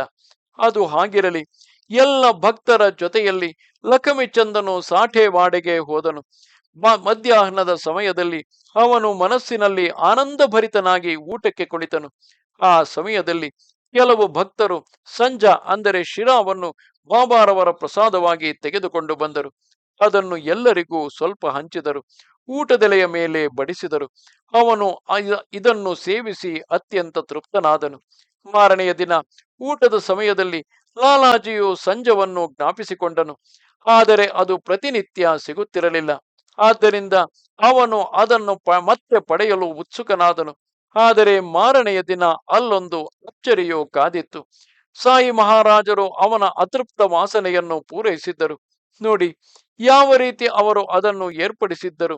ಜೋಗನು ಮಸೀದಿಗೆ ಗಂಧ, ಅಕ್ಷತೆ, ಪುಷ್ಪ, ಘಂಟೆ, ನೀರಾಂಜನ, ಪಂಚಾರತಿ ಮತ್ತಿತರ ಪೂಜಾ ಸಾಮಗ್ರಿಗಳ ಜೊತೆ ಬಂದು ಬಾಬಾರವರನ್ನು ಪ್ರಶ್ನಿಸಿದ್ದನು. ನಾನು ಈ ದಿನ ನೈವೇದ್ಯಕ್ಕಾಗಿ ಏನನ್ನು ತರಲಿ? ಮಹಾರಾಜರು ಆಜ್ಞೆ ಮಾಡಿದರು. ನನಗಾಗಿ ಒಂದು ತಟ್ಟೆ ತುಂಬ ಸಂಜವನ್ನು ತೆಗೆದುಕೊಂಡು ಬಾ. ನೀನು ಆರತಿಯನ್ನು ಮತ್ತು ಪೂಜೆಯನ್ನು ಅನಂತರ ಮಾಡಬಹುದು. ಪೂಜಾ ಸಾಮಗ್ರಿಗಳನ್ನು ಅಲ್ಲಿಯೇ ಬಿಟ್ಟು ಜೋಗನು ಕೂಡಲೇ ಹಿಂದೆ ಹೋದನು ಮತ್ತು ಕೂಡಲೇ ತನ್ನ ಜೊತೆಯಲ್ಲಿ ಶಿರಾವನ್ನು ತೆಗೆದುಕೊಂಡು ಬಂದನು. ಅದು ಎಲ್ಲರಿಗೂ ಸಾಕಾಗುವಷ್ಟು ಇತ್ತು. ಅನಂತರ ಮಧ್ಯಾಹ್ನದ ಆರತಿಯು ನಡೆಯಿತು. ಭಕ್ತರು ತೆಗೆದುಕೊಂಡು ಬಂದಿದ್ದ ನೈವೇದ್ಯದ ತಟ್ಟೆಗಳನ್ನು ಮೇಲಕ್ಕೆ ಕಳಿಸಿದ್ದರು. ಅನಂತರ ಬಾಬಾರವರು ತಮ್ಮ ಭಕ್ತರಿಗೆ ಹೇಳಿದರು, ಈ ದಿನ ಬಹಳ ಒಳ್ಳೆಯ ದಿನ. ನಾನು ಯೋಚಿಸಿದೆ, ಸಂಜವು ಈ ದಿನ ಪ್ರಸಾದವಾಗಲಿ ಎಂದು ಇಚ್ಛಿಸಿದೆ. ಆದ್ದರಿಂದ ಬೇಗನೆ ತನ್ನಿರಿ. ಪ್ರತಿಯೊಬ್ಬರೂ ಮನಃಪೂರ್ತಿಯಾಗಿ ಯಥೇಚ್ಛವಾಗಿ ತಿನ್ನಬಹುದು. ಅನಂತರ ಭಕ್ತರು ಹೋಗಿ 2 ದೊಡ್ಡ ಬೋಗುಣಿಗಳ ತುಂಬ ಸಂಜವನ್ನು ತಂದರು. ಲಖಮಿಚಂದನಿಗೆ ಬಹಳ ಹಸಿವಾಗಿತ್ತು. ಅವನಿಗೆ ಬೆನ್ನು ನೋವು ಸಹ ಇತ್ತು. ಲಖಮಿಚಂದನು ಹಸಿವೆಯಿಂದ ಮತ್ತು ಬೆನ್ನು ನೋವಿನಿಂದ ಬಹಳವಾಗಿ ಕಂಗೆಟ್ಟಿದ್ದನು. ಆಗ ಬಾಬಾರವರ ಮುಖದಿಂದ ಯಾವ ವಚನಗಳು ಬಂದವು ಅವುಗಳನ್ನು ಎಚ್ಚರದಿಂದ ಕೇಳಿರಿ. ನಿನಗೆ ಹಸಿವಾಗಿರುವುದು ಒಳ್ಳೆಯದಾಯಿತು, ಆದರೆ ಬೆನ್ನು ನೋವಿಗೆ ಔಷಧಿ ಬೇಕಾಗಿದೆ. ಈಗ ಸಂಜಾ ಸಾಕಷ್ಟು ಬಂದಿದೆ. ಆರತಿಗಾಗಿ ಎದ್ದೇಳಿ. ಬಾಬಾರವರ ಮಾತುಗಳು ಲಖಮಿಚಂದನ ಮನದಲ್ಲಿ ಏನೇನು ಆ ಯೋಚನೆಗಳು ಬಂದಿತೋ ಅವುಗಳೆಲ್ಲದರ ಪ್ರತಿಧ್ವನಿಯಾಗಿದ್ದಿತು. ಆದರೆ ಶಬ್ದ ಮಾತ್ರ ಇರಲಿಲ್ಲ. ಮಹಾರಾಜರು ಅಂತರಂಗದ ರಹಸ್ಯಗಳನ್ನೆಲ್ಲ ಅರಿತವರು. ಅದು ಹಾಗೆಯೇ ಇರಲಿ. ಆರತಿಯಾದ ಮೇಲೆ ಊಟದ ಸಮಯದಲ್ಲಿ ಸಂಜವನ್ನು ಬಡಿಸಲಾಯಿತು. ಲಖಮಿಚಂದನ ಆಸೆಯು ತೃಪ್ತಿಯಾಯಿತು. ಅವನು ಬಹಳ ಆನಂದಪಟ್ಟನು. ಅದರ ನಂತರದಿಂದ ಅವನು ಬಾಬಾರವರ ಭಕ್ತನಾದನು. ಅವನು ನಿಯಮಿತವಾಗಿ ಅಗರಬತ್ತಿ, ತೆಂಗಿನಕಾಯಿ ಮತ್ತು ಪುಷ್ಪಹಾರಗಳನ್ನು ಅರ್ಪಿಸುತ್ತಿದ್ದನು. ಲಖಮಿಚಂದನು ಸಹ ಉದ್ಧಾರವಾದನು ಮತ್ತು ಪೂಜೆಯು ನಿಯಮಿತವಾಗಿಯೂ ವಿಧಿವತ್ತಾಗಿಯೂ ಇತ್ತು. ಅವನು ಸಾಯಿಯಲ್ಲಿ ಅದೆಷ್ಟು ಭಕ್ತಿ ಬೆಳೆಸಿಕೊಂಡಿದ್ದನೆಂದರೆ, ಯಾವಾಗಲಾದರೂ ಯಾರಾದರೂ ಶಿರಡಿಗೆ ಹೋಗುವವರನ್ನು ಕಂಡರೆ ಅವರ ಜೊತೆಯಲ್ಲಿ ಪುಷ್ಪಹಾರ, ದಕ್ಷಿಣೆ, ಕರ್ಪೂರ ಮತ್ತು ಅಗರಬತ್ತಿಗಳನ್ನು ಕಳುಹಿಸುತ್ತಿದ್ದನು. ಯಾರಾದರೂ ಶಿರಡಿಗೆ ಹೋಗುತ್ತಾರೆ ಎಂದು ತಿಳಿದರೆ ಸಾಕು, ಅವರೊಡನೆ ಈ 3 ಸಾಮಗ್ರಿಗಳನ್ನು ದಕ್ಷಿಣ ಸಹಿತವಾಗಿ ಬಾಬಾರಿಗೆ ತಪ್ಪದೆ ಕಳುಹಿಸುತ್ತಿದ್ದನು. ಈ ಪ್ರವಾಸದಲ್ಲಿ ಲಖಮಿಚಂದನು ಚಾವಡಿ ಮೆರವಣಿಗೆ ನೋಡಲು ಹೋದಾಗ ಬಾಬಾರವರು ಕೆಮ್ಮಲು ಪ್ರಾರಂಭಿಸಿದರು ಮತ್ತು ಕಷ್ಟದಿಂದ ಉಸಿರಾಡುತ್ತಿದ್ದರು. ಲಖಮಿಚಂದನು ಯೋಚಿಸಿದನು, ಈ ಕೆಮ್ಮು ಅವರನ್ನು ಅದೆಷ್ಟು ತೊಂದರೆ ಕೊಡುತ್ತಿದೆ. ಅವರ ಮೇಲೆ ಯಾರದ್ದಾದರೂ ಕೆಟ್ಟ ದೃಷ್ಟಿ ಬಿದ್ದಿರಬೇಕು. ಆದ್ದರಿಂದಲೇ ಅವರು ಕೆಮ್ಮುತ್ತಿರುವುದು. ಲಖಮಿಚಂದನ ಮನಸ್ಸಿನಲ್ಲಿ ಇದೊಂದು ಕೇವಲ ಯೋಚನೆ ಹುಟ್ಟಿತು. ಮಾರನೆಯ ದಿನ ಬೆಳಿಗ್ಗೆ ಅವನು ಮಸೀದಿಗೆ ಬಂದಾಗ ಅದೆಷ್ಟು ಅಚ್ಚರಿಯ ಸಂಗತಿ ನಡೆಯಿತೆಂದರೆ, ಬಾಬಾರವರು ಅದೇ ಯೋಚನೆಯನ್ನು ವಾಣಿಯಾಗಿ ಪರಿವರ್ತಿಸಿ ಹೇಳಿದರು. ಮಾಧವರಾವ್ ಬಂದಾಗ ಬಾಬಾ ಅವನಿಗೆ ತಾವೇ ಸ್ವತಃ ಹೇಳಿದರು, ನನಗೆ ನಿನ್ನೆ ಬಹಳ ಕೆಮ್ಮು ಇತ್ತು, ಅದು ಯಾರದಾದರೂ ಕೆಟ್ಟ ದೃಷ್ಟಿಯಿಂದ ಆಗಿತ್ತೇ? ನನಗೆ ಅನಿಸುತ್ತದೆ ಯಾರೋ ನನ್ನ ಮೇಲೆ ಕೆಟ್ಟ ದೃಷ್ಟಿ ಬೀರಿದ್ದಾರೆ. ಆದುದರಿಂದ ಈ ಕೆಮ್ಮು ಆಗಾಗ್ಗೆ ನನ್ನನ್ನು ಪೀಡಿಸುತ್ತಿದೆ, ಬಹಳ ತೊಂದರೆ ಕೊಡುತ್ತಿದೆ. ಲಖಮಿಚಂದನು ತನ್ನ ಯೋಚನೆಗಳ ಪುನರುಚ್ಚಾರವನ್ನು ನೋಡಿ ಮನದಲ್ಲೇ ಅಚ್ಚರಿಗೊಂಡನು. ಬಾಬಾರವರಿಗೆ ಇದು ಹೇಗೆ ತಿಳಿಯಿತು? ಅವರು ಸರ್ವಾಂತರ್ಯಾಮಿಯೇ? ಅನಂತರ ತನ್ನ ಕೈಗಳನ್ನು ಜೋಡಿಸಿಕೊಂಡು ಹೇಳಿದನು, ತಮ್ಮ ದರ್ಶನದಿಂದ ಬಹಳ ಆನಂದವಾಯಿತು. ಆದ್ದರಿಂದ ನನ್ನ ಮೇಲೆ ಸದಾ ಕೃಪೆ ಮಾಡಿರಿ ಮತ್ತು ರಕ್ಷಿಸಿರಿ ಮಹಾರಾಜ್. ಈಗ ನಿಮ್ಮ ಚರಣಗಳನ್ನು ಬಿಟ್ಟು ಬೇರೆ ಯಾವ ದೇವರು ಇಲ್ಲ. ನನ್ನ ಮನಸ್ಸು ಸದಾ ನಿಮ್ಮ ಭಜನೆಯಲ್ಲಿ ರಮಿಸುತ್ತಿರಲಿ ಮತ್ತು ಸರ್ವದಾ ನಿಮ್ಮ ಚರಣಗಳಲ್ಲಿ ನೆಲೆಸಿರಲಿ. ಅವನು ಮತ್ತೆ ಹೇಳಿದನು, ನಾನು ಈಗ ನನ್ನ ತಲೆಯನ್ನು ನಿಮ್ಮ ಚರಣಗಳಲ್ಲಿಟ್ಟು ಇಲ್ಲಿಂದ ಹೊರಡಲು ಅನುಮತಿ ಬೇಡುತ್ತಿದ್ದೇನೆ. ಸಾಯಿ ಸಮರ್ಥ, ಈಗ ಅಪ್ಪಣೆ ನೀಡಿ ಮತ್ತು ಸದಾ ಅದೇ ಕರುಣೆಯಿಂದ ನನ್ನನ್ನು ನೋಡಿಕೊಳ್ಳಿರಿ. ನಿಮ್ಮ ನಿತ್ಯ ಕೃಪಾ ದೃಷ್ಟಿಯು ನನ್ನನ್ನು ಸಂಸಾರದ ಎಲ್ಲ ಕಷ್ಟಗಳಿಂದ ಪಾರು ಮಾಡಲಿ. ನಿಮ್ಮ ನಾಮ ಸಂಕೀರ್ತನೆಯು ನಮಗೆ ಪುಷ್ಟಿ, ಸುಖ, ಸಂತುಷ್ಟಿಗಳನ್ನು ಸದಾ ದಯಪಾಲಿಸಲಿ. ಲಖಮಿ ಚಂದನು ಉದಿ ಮತ್ತು ಆಶೀರ್ವಾದಗಳನ್ನು ಪಡೆದು ತನ್ನ ಸ್ನೇಹಿತರ ಜೊತೆ ಆನಂದದಿಂದ ಸಾಯ ಗುಣಗಳನ್ನು ಹಾಡುತ್ತಾ ಮಾರ್ಗವನ್ನು ಕ್ರಮಿಸಿದನು. ಅದೇ ರೀತಿ ಮತ್ತೊಂದು ಗುಬ್ಬಚ್ಚಿಯು ಬಂಧಿಸಲ್ಪಟ್ಟು ಬಾಬಾರವರಿಂದ ಶಿರಡಿಗೆ ಕರೆತರಲ್ಪಟ್ಟಿತು. ಆಗ ಸರಿಯಾಗಿ ಪ್ರತ್ಯಕ್ಷ ಸಂದರ್ಶನದ ಸಮಯವಾಗಿತ್ತು. ಆ ಅದ್ಭುತ ಕಥೆಯನ್ನು ಕೇಳಿರಿ. ಈ ಗುಬ್ಬಚ್ಚಿಯು ಒಂದು ಪ್ರೇಮ ಸ್ವರೂಪಿ ಮಹಿಳೆ. ಅವಳ ಕಥೆಯು ಅತ್ಯದ್ಭುತವಾಗಿದೆ. ಅವಳು ಬರಹಾಂಪುರದಲ್ಲಿ ವಾಸಿಸುತ್ತಿದ್ದಳು. ಈ ಪ್ರಸಂಗವು ನಡೆದಾಗ ಅವಳು ಸಾಯಿ ಮಹಾರಾಜರನ್ನು ಕನಸಿನಲ್ಲಿ ಕಂಡಳು. ಅವಳು ಎಂದು ಬಾಬಾರವರನ್ನು ಪ್ರತ್ಯಕ್ಷವಾಗಿ ನೋಡಿರಲಿಲ್ಲ. ಆದರೂ ಅವಳಿಗೆ ಒಂದು ಕನಸು ಬಿದ್ದಿತು. ಅದರಲ್ಲಿ ಬಾಬಾರವರು ಅವಳ ಮನೆಯ ದ್ವಾರದಲ್ಲಿ ನಿಂತು ಕಿಚಡಿ ಭೋಜನವನ್ನು ಬೇಡಿದರು. ಅವಳು ಕೂಡಲೇ ಎಚ್ಚರಗೊಂಡಳು. ಆದರೆ ಆ ಜಾಗದಲ್ಲಿ ಯಾರೂ ಇರಲಿಲ್ಲ. ಅವಳು ತನ್ನ ಕನಸಿನ ವಿಚಾರವನ್ನು ಸಮಸ್ತ ಜನರಿಗೂ ಪ್ರಾಮಾಣಿಕವಾಗಿ ಹೇಳಿದಳು. ಅವಳ ಪತಿಯು ಅದೇ ಊರಿನ ಅಂಚೆ ಇಲಾಖೆಯಲ್ಲಿ ಒಬ್ಬ ಅಧಿಕಾರಿಯಾಗಿದ್ದನು. ಅನಂತರ ಅವನಿಗೆ ಅಕೋಲಾ ಊರಿಗೆ ವರ್ಗವಾಯಿತು. ಆಗ ಅವರು ಶಿರಡಿಗೆ ಹೋಗಲು ಎಲ್ಲ ಸಿದ್ಧತೆ ಮಾಡಿಕೊಂಡರು. ದಂಪತಿಗಳು ಬಹಳ ಭಾವುಕರಾಗಿದ್ದರು. ಸಾಯಿ ದರ್ಶನಕ್ಕಾಗಿ ಉತ್ಕಂಠಿತರಾಗಿದ್ದರು. ಅವರು ಕನಸಿನ ಬಗ್ಗೆ ಕೌತುಕದಿಂದಿದ್ದರು ಮತ್ತು ಸಾಯಿಯ ಲೀಲೆಗಳು ಅಲೌಕಿಕವೆಂಬುದನ್ನು ಅನುಭವಿಸಿದ್ದರು. ಆದ್ದರಿಂದ ಒಂದು ಅನುಕೂಲವಾದ ದಿನದಲ್ಲಿ ಶಿರಡಿಗೆ ಹೊರಟರು. ಮಾರ್ಗದಲ್ಲಿ ಗೋಮತಿ ತೀರ್ಥಕ್ಕೆ ವಂದಿಸಿ ಅನಂತರ ಶಿರಡಿಯನ್ನು ತಲುಪಿದರು. ಅವರು ಪ್ರೀತಿಯಿಂದ ಬಾಬಾರವರ ದರ್ಶನ ಪಡೆದರು ಮತ್ತು ಭಕ್ತಿಯಿಂದ ಪೂಜಿಸಿದರು. ನಿತ್ಯವೂ ಬಾಬಾರವರ ಚರಣಗಳಲ್ಲಿ ಸೇವೆ ಸಲ್ಲಿಸುತ್ತಾ ಸುಖ ಸಂಪನ್ನರಾದರು. ಈ ರೀತಿ ಆ ದಂಪತಿಗಳು ಶಿರಡಿಯಲ್ಲಿ 2 ತಿಂಗಳ ಕಾಲ ಉಳಿದರು. ಬಾಬಾರವರು ಸಹ ಕಿಚಡಿ ಭೋಜನದಿಂದ ಮತ್ತು ಅವರ ಭಾವಭಕ್ತಿಗಳನ್ನು ನೋಡಿ ತೃಪ್ತಿ ಹೊಂದಿದರು. ದಂಪತಿಗಳು ಶಿರಡಿಗೆ ಕಿಚಡಿಯನ್ನು ನೈವೇದ್ಯವಾಗಿ ಸಮರ್ಪಿಸಲು ಬಂದರು. ಆದರೆ 14 ದಿನಗಳು ಕಳೆದರೂ ಕಿಚಡಿಯನ್ನು ನೈವೇದ್ಯವಾಗಿ ಸಮರ್ಪಿಸಲು ಅವಕಾಶವಾಗಲಿಲ್ಲ. ನಿರ್ಧರಿಸಿದ ಸಂಕಲ್ಪವನ್ನು ನೆರವೇರಿಸಲು ವಿಳಂಬವಾಗಿತ್ತು. ಆ ಮಹಿಳೆ ಅದನ್ನು ಇಷ್ಟಪಡಲಿಲ್ಲ. 15ನೆಯ ದಿನ ಮಧ್ಯಾಹ್ನ ಅವಳು ಕಿಚಡಿಯ ಸಮೇತ ಬಂದಳು. ಆಗಲೇ ಪರದೆಯನ್ನು ಹಾಕಲಾಗಿತ್ತು. ಬಾಬಾರವರು ತಮ್ಮ ಭಕ್ತರ ಜೊತೆಯಲ್ಲಿ ಊಟಕ್ಕೆ ಕುಳಿತಿದ್ದರು. ಆ ಮಹಿಳೆಗೆ ಇದು ಅರ್ಥವಾಯಿತು. ಭೋಜನವು ಮುಂದುವರೆದಿದ್ದಾಗ ಯಾರೂ ಪರದೆಯನ್ನು ದಾಟಿ ಒಳಗೆ ಹೋಗುತ್ತಿರಲಿಲ್ಲ. ಆದರೆ ಮಹಿಳೆಯು ಕಾತರಳಾಗಿದ್ದು ಹೊರಗೆ ಅಂಗಳದಲ್ಲಿ ಶಾಂತಳಾಗಿ ಇರಲು ಸಾಧ್ಯವಾಗಲಿಲ್ಲ. ಅವಳು ಕೇವಲ ಕಿಚಡಿಯ ನೈವೇದ್ಯ ಮಾಡುವ ಉಲ್ಲಾಸದಿಂದ ಅಕೋಲಾದಿಂದ ಶಿರಡಿಗೆ ಬಂದಿದ್ದಳು. ಅವಳ ಪ್ರಾರ್ಥನೆಯು ಸ್ವೀಕಾರವಾಗದೆ ಹೇಗೆ ಇರಲು ಸಾಧ್ಯ? ಇದು ಅವಳ ಕಾತರ. ಯಾರು ಹೇಳಿದರೂ ಕೇಳದೆಯೇ ಅವಳು ತನ್ನ ಕೈಗಳಿಂದಲೇ ಪರದೆಯನ್ನು ಮೇಲೆತ್ತಿ ಮತ್ತು ಯಾರ ಅನುಮತಿಯೂ ಇಲ್ಲದೆ ಒಳಗೆ ಪ್ರವೇಶಿಸಿ ತನ್ನ ಆಶೆಯನ್ನು ಪೂರೈಸಿಕೊಂಡಳು. ಅನಂತರ ಬಾಬಾರವರು ಮತ್ತೊಂದು ಅಚ್ಚರಿ ಮಾಡಿದರು. ಅವರು ಕಿಚಡಿಗಾಗಿ ಬಹಳ ಆಶೆ ಪಟ್ಟಿದ್ದು ಮೊದಲಿಗೇನೆ ಕಿಚಡಿಯನ್ನು ಬಡಿಸಲು ಹೇಳಿ ಊಟದೆಲೆಯನ್ನು 2 ಕೈಗಳಿಂದ ಎತ್ತಿ ಹಿಡಿದರು. ಅವರು ಕಿಚಡಿಯನ್ನು ನೋಡಿ ಬಹಳ ಉಲ್ಲಾಸಪಟ್ಟರು. ಬಾಬಾರವರ ಆತುರತೆಯನ್ನು ನೋಡಿ ಎಲ್ಲರೂ ವಿಸ್ಮಯ ಹೊಂದಿದರು. ಅನಂತರ ಅವರು ಕಿಚಡಿಯ ಕಥೆಯನ್ನು ಕೇಳಿದಾಗ ಸಾಯಿಯ ಅಲೌಕಿಕ ವರ್ತನೆಯನ್ನು ಅರ್ಥ ಮಾಡಿಕೊಂಡರು. ಈಗ ಮುಂದಿನ ಕಥೆಯನ್ನು ಕೇಳಿದ ನಂತರ ನೀವು ಭಾವೋದ್ವೇಗಕ್ಕೆ ಒಳಗಾಗುವಿರಿ. ಒಬ್ಬ ಗುಜರಾತಿ ಬ್ರಾಹ್ಮಣನು ಅನಿರೀಕ್ಷಿತವಾಗಿ ಶಿರಡಿಗೆ ಸೇವೆಗಾಗಿ ಬಂದನು. ಅವನು ಆರಂಭದಲ್ಲಿ ರಾವ್ ಬಹಾದೂರ್ ಸಾಠೆಯ ಬಳಿಯಲ್ಲಿ ನೌಕರಿಗಿದ್ದನು. ಅವನ ಪ್ರಾಮಾಣಿಕ ಸೇವೆಯಿಂದಾಗಿ ಅವನು ಬಾಬಾರವರ ಚರಣಗಳನ್ನು ಸೇವಿಸಬಲ್ಲವನಾಗಿದ್ದನು. ಈ ಕಥೆಯು ಬಹಳ ಕೌತುಕಮಯವಾಗಿದೆ. ಯಾರೊಬ್ಬರು ಪ್ರೀತಿಯ ಭಕ್ತಿಗೆ ಮನಸ್ಸು ಕೊಟ್ಟಿರುತ್ತಾರೆಯೋ ಅವರ ಆಶೆಗಳನ್ನು ಭಗವಂತನು ಪೂರೈಸುತ್ತಾನೆ. ಅದನ್ನು ಕೇಳಿರಿ. ಅವನ ಹೆಸರು ಮೇಘ. ಅವನು ಹಿಂದಿನ ಜನ್ಮದಲ್ಲಿ ಸಾಯಿಯ ಜೊತೆ ಏನೋ ಬಾಂಧವ್ಯವಿದ್ದುದರಿಂದ ಶಿರಡಿಯಲ್ಲಿ ಒಂದು ಸ್ಥಾನ ಪಡೆದಿದ್ದನು. ಆ ಕಥೆಯನ್ನು ಕೇಳಲು ಸಿದ್ಧರಾಗಿ. ಖೇಡಾ ಜಿಲ್ಲೆಯಲ್ಲಿ ಸಾಠೆಯು ಒಬ್ಬ ಅಧಿಕಾರಿಯಾಗಿದ್ದನು. ಅಲ್ಲಿ ಅವನು ಅನಿರೀಕ್ಷಿತವಾಗಿ ಮೇಘನನ್ನು ಭೇಟಿಯಾದನು ಮತ್ತು ಅವನನ್ನು ಶಿವಾಲಯದಲ್ಲಿ ನಿತ್ಯ ಶಿವಪೂಜೆ ಮಾಡುವ ಉದ್ಯೋಗಕ್ಕೆ ನಿಯಮಿಸಿದನು. ಅನಂತರ ಸಾಠೆಯು ಶಿರಡಿಗೆ ಬಂದನು ಮತ್ತು ಇದೇ ಅವನ ಭಾಗ್ಯೋದಯಕ್ಕೆ ಕಾರಣವಾಯಿತು. ಅಲ್ಲಿ ಅವನಿಗೆ ಸಾಯಿ ಮಹಾರಾಜರ ಸಂಪರ್ಕ ದೊರಕಿ ಅವರಿಗೆ ಆತ್ಮೀಯನಾದನು ಮತ್ತು ಅವರ ಚರಣಗಳಲ್ಲಿ ಗಾಢವಾದ ಭಕ್ತಿ ಇಟ್ಟನು. ಯಾತ್ರಿಕರ ದೊಡ್ಡ ಗುಂಪುಗಳು ಬರುವುದನ್ನು ನೋಡಿ ಅವನು ತನ್ನದೇ ಸ್ವಂತದ್ದಾದ ವಾಡ ಅಂದರೆ ಛತ್ರವನ್ನು ನಿರ್ಮಿಸಲು ನಿರ್ಧರಿಸಿದನು. ಯಾತ್ರಿಗಳು ತಮ್ಮ ಕುಟುಂಬ ಹಾಗೂ ಪರಿವಾರ ಸ್ನೇಹಿತರ ಜೊತೆ ಬಂದಾಗ ವಸತಿಯ ಅವಶ್ಯಕತೆ ಇತ್ತು.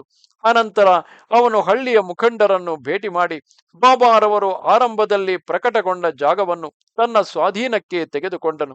ಅಲ್ಲಿ ಒಂದು ವಾಡವನ್ನು ಕಟ್ಟಲು ನಿರ್ಧರಿಸಿದನು. ಈ ಒಂದು ಪವಿತ್ರ ಜಾಗದ ಮಹಿಮೆಯನ್ನು 4ನೆಯ ಅಧ್ಯಾಯದಲ್ಲಿ ವಿವರವಾಗಿ ವರ್ಣಿಸಲಾಗಿದೆ. ಆದ್ದರಿಂದ ಪುನರುಕ್ತಿಯ ಅವಶ್ಯಕತೆ ಇರುವುದಿಲ್ಲ. ನಿರೂಪಣೆ ಮುಂದುವರಿಸೋಣ. ಮೇಘಾನ ಪೂರ್ವ ಜನ್ಮದ ಪುಣ್ಯವು ಅಪಾರವಾದುದು. ಅದರಿಂದಲೇ ಅವನು ರಾವ್ ಬಹಾದೂರ್ ಸಾಠೆಯ ಸಂಪರ್ಕ ಹೊಂದಿದನು. ಆಗ ಮಾತ್ರವೇ ಅವನು ಪರಮಾರ್ಥ ಸಾಧನೆಯಲ್ಲಿ ಮುಂದುವರಿಯತೊಡಗಿದನು. ಸಾಠೆಯ ಪ್ರಯತ್ನಕ್ಕೆ ವಂದನೆಗಳು. ಪರಿಸ್ಥಿತಿಯಿಂದಾಗಿ ಮೇಘಾನು ನಿಗದಿಪಡಿಸಿದ ವಿಧಿವಿಧಾನಗಳನ್ನು ಆಚರಿಸಲು ಸಾಧ್ಯವಾಗಿರಲಿಲ್ಲ. ಅವನಿಗೆ ಗಾಯತ್ರಿ ಮಂತ್ರವನ್ನು ಕಲಿಸಿ ಸಾಠೆಯು ಅವನು ಸನ್ಮಾರ್ಗವನ್ನು ಹಿಡಿಯುವಂತೆ ಮಾಡಿದನು. ಮೇಘಾನು ಸಾಠೆಯ ಸೇವೆ ಮಾಡಲು ಪ್ರಾರಂಭಿಸಿದನು. ಇದರಿಂದಾಗಿ ಪರಸ್ಪರ ಗೌರವ ಬೆಳೆಯಲು ಕಾರಣವಾಯಿತು. ಮೇಘಾನು ಸಾಠೆಯನ್ನು ಗುರುವೆಂದು ಭಾವಿಸಿ ಅವನಲ್ಲಿ ಪ್ರೇಮವನ್ನು ಬೆಳೆಸಿಕೊಂಡನು. ಅದು ಹಾಗಿರಲಿ. ಒಮ್ಮೆ ಸಾಠೆಯು ಸಹಜವಾಗಿ ಮಾತನಾಡುತ್ತಾ ತನ್ನ ಸ್ವಂತ ಗುರುವಿನ ಮಹಾತ್ಮೆಯನ್ನು ವರ್ಣಿಸುತ್ತಿದ್ದಾಗ ಸಾಠೆಯ ಚಿತ್ತವು ಭಾವೋದ್ವೇಗದಿಂದ ಉಸಿರು ಕಟ್ಟಿ ಆದರ ಪೂರ್ವಕವಾಗಿ ಮೇಘಾನನ್ನು ಕೇಳಿದನು. ನನಗೆ ಬಾಬಾರವರನ್ನು ಗೋದಾವರಿಯ ಗಂಗೋದಕದಿಂದ ಸ್ನಾನ ಮಾಡಿಸಬೇಕೆಂಬ ಉತ್ಕಟವಾದ ಇಚ್ಛೆಯುಂಟಾಗಿದೆ. ಆದ್ದರಿಂದ ನಾನು ನಿನ್ನನ್ನು ಶಿರಡಿಗೆ ಕಳುಹಿಸುತ್ತಿದ್ದೇನೆ. ಮುಖ್ಯವಾಗಿ ಈ ಉದ್ದೇಶಕ್ಕಾಗಿಯೇ. ಜೊತೆಗೆ ಶಿವನ ಮೇಲಿನ ನಿನ್ನ ಮನಃಪೂರ್ವಕ ಭಕ್ತಿಯನ್ನು ನೋಡಿ ನೀನು ಸದ್ಗುರುವಿನ ಸಂಘದಲ್ಲಿದ್ದು ಅವರ ಚರಣಗಳಲ್ಲಿ ಭಕ್ತಿಯನ್ನು ಬೆಳೆಸಿಕೊಳ್ಳಬೇಕು ಎಂದು ಅನಿಸುತ್ತಿದೆ. ನಿನ್ನ ಜೀವಿತದ ಉದ್ದೇಶ ಸಾರ್ಥಕವಾಗುತ್ತದೆ ಮತ್ತು ನೀನು ಈ ಜನ್ಮದಲ್ಲಿ ಪರಮ ಕಲ್ಯಾಣವನ್ನು ಅನುಭವಿಸುವೆ. ಹೋಗು ಹೋಗು, ನಿನ್ನ ಸರ್ವಸ್ವವನ್ನು ಅರ್ಪಿಸಿ ಕಾಯ ವಾಚ ಮನಸ ಗುರುವಿಗೆ ಶರಣಾಗು. ಮೇಘಾನು ಅವರನ್ನು ಬಾಬಾರವರ ಜಾತಿಯ ಬಗ್ಗೆ ಪ್ರಶ್ನಿಸಿದನು. ವಾಸ್ತವದಲ್ಲಿ ಸಾಠೆಗೂ ಅದು ಗೊತ್ತಿರಲಿಲ್ಲ. ಅವನು ಹೇಳಿದನು, ಕೆಲವರು ಅವರನ್ನು ಮುಸಲ್ಮಾನರೆಂದು ಕರೆಯುತ್ತಾರೆ, ಏಕೆಂದರೆ ಅವರು ಮಸೀದಿಯಲ್ಲಿ ಕುಳಿತುಕೊಳ್ಳುತ್ತಾರೆ. ಮುಸ್ಲಿಂ ಎಂಬ ಪದ ಕಿವಿಯ ಮೇಲೆ ಬೀಳುತ್ತಲೇ ಮೇಘಾನ ಮನಸ್ಸು ತಲ್ಲಣಿಸಿತು. ಬೇರೆ ಯಾರೂ ಮುಸ್ಲಿಮನಿಗಿಂತ ಕೀಳಲ್ಲ. ಅವನು ಅದೆಂತಹ ಗುರುವಾಗಿದ್ದಾನು. ತಾವೇನಾದರೂ ತಿರಸ್ಕರಿಸಿದರೆ ಸಾಠೆಯು ಕ್ಷೋಭೆ ಹೊಂದುತ್ತಾನೆ ಎಂದು ಅವನಿಗೆ ತಿಳಿದಿತ್ತು. ಆದರೆ ಒಪ್ಪಿಕೊಂಡಲ್ಲಿ ದುರ್ಗತಿಯನ್ನು ಪಡೆಯುತ್ತೇನೆಂಬುದನ್ನು ತಿಳಿದಿದ್ದನು. ಅವನು ಸಂದಿಗ್ಧ ಮನಸ್ಸಿನವನಾಗಿದ್ದು ಚಿಂತಿತನಾದನು. ಅವನು ಒಂದು ಕಡೆ ದೆವ್ವ, ಮತ್ತೊಂದು ಕಡೆ ಆಳವಾದ ಸಮುದ್ರ ಎಂಬ ಸ್ಥಿತಿಯಲ್ಲಿ ಇದ್ದನು. ಅವನು ಡೋಲಾಯಮಾನ ಮನಸ್ಥಿತಿಯಲ್ಲಿದ್ದನು. ಆದರೆ ಸಾಠೆಯು ಬಹಳ ಆಗ್ರಹ ಮಾಡಿದನು. ಅನಂತರವೇ ಅವನು ದರ್ಶನ ತೆಗೆದುಕೊಳ್ಳಲು ನಿಶ್ಚಯಿಸಿದನು. ಅನಂತರ ಮೇಘ ಶಿರಡಿಗೆ ಬಂದನು ಮತ್ತು ಮಸೀದಿಯ ಅಂಗಳಕ್ಕೆ ಬಂದನು. ಅವನು ಮೆಟ್ಟಿಲುಗಳನ್ನು ಹತ್ತುತ್ತಿರುವಾಗಲೇ ಬಾಬಾರವರು ತಮ್ಮ ಲೀಲೆಗಳನ್ನು ಪ್ರಾರಂಭಿಸಿದರು.